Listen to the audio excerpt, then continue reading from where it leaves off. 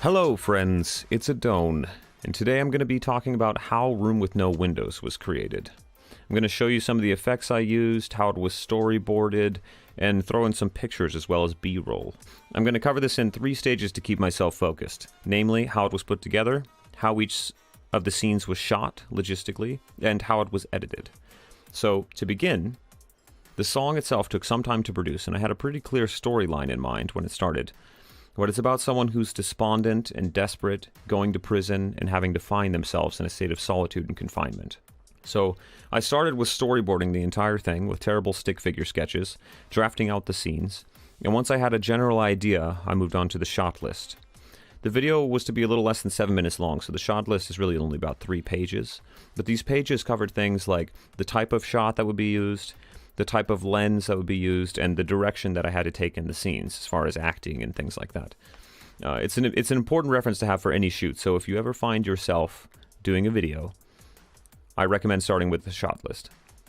And after the shot list was finished, we moved on to actually getting the first scene, which was actually the second scene in the shot list, the prison cell. And I needed a convincing prison cell.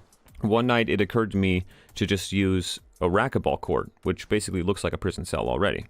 And this was easy because I live pretty close to a community college where they have a whole bunch, so I scouted it out, figured out how we would do the setup, and we proceeded from there. As far as the drawing on the wall, I was going to do all of that in post with CGI. So as you can see here in the B-roll, I just mimed drawing on the wall a dozen times from different angles.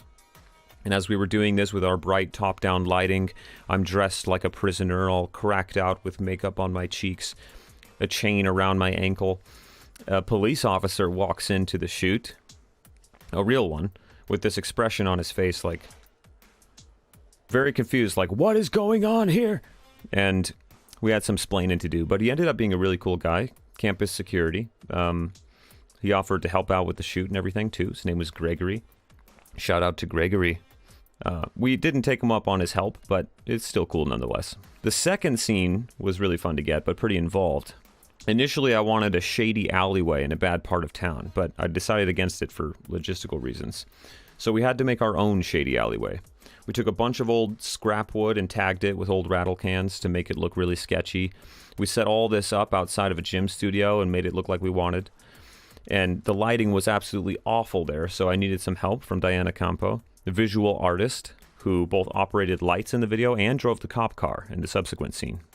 The logistics of getting a cop car involved were manifold. I couldn't use a real cop car or officer. The fees from the city of Phoenix were too damn high, so I ended up finding this young lad, Justin, in a city south of mine who rebuilds cop cars and rents them out to people. Just a hobby of his, you know, everyone's got their thing.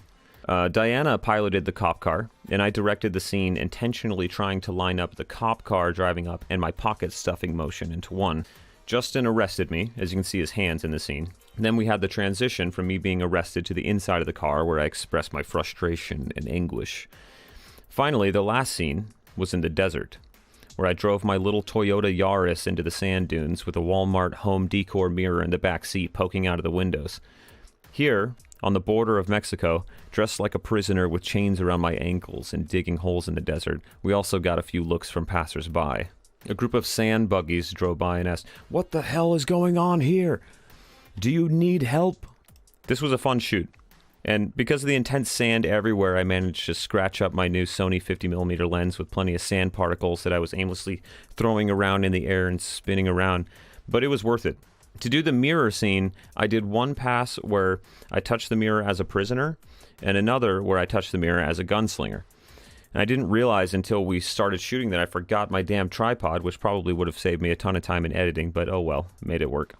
The actual scene of the gun firing was shot at a later date in Kearney, Arizona with my cousin Roger, who is a bit of a competition shooter himself. He also did a take with the same gun firing in high speed, and then we had some fun afterwards with some other guns while we were out there. Shooting a shotgun, shooting a AK, dressed like a gunslinger or cowboy, whatever you prefer. Once all the scenes were finished, I moved on to the next step, editing. While many people dread editing, I actually quite enjoyed it. Even though I went several days barely eating, just consuming tons of coffee and staring at a computer screen and teaching myself to do the CGI that was required, I still enjoyed the process of seeing it all come to life immensely. The most challenging scenes were the cop car, the prison cell, and the mirror.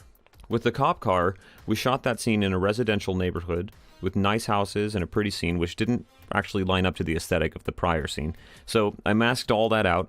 I also had to hide Diana from the lighting scenes and mask her out so that they looked seamless. I had to make Zach, the Shady character, seem all alone in the alleyway.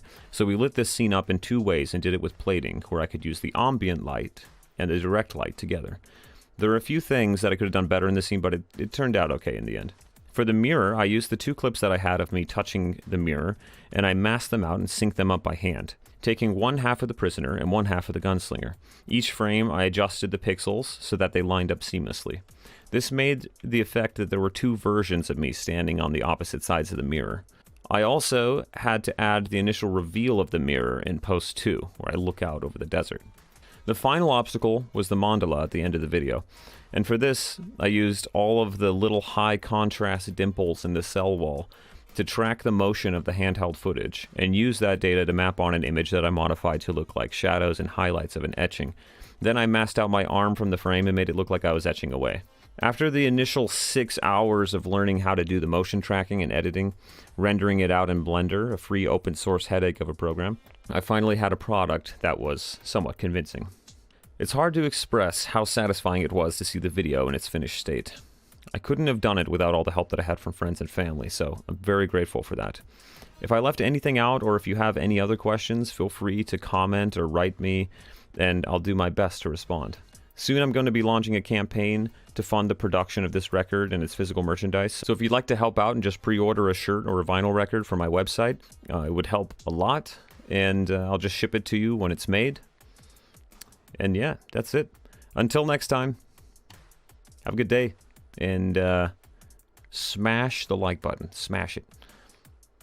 And share it. Have a good day.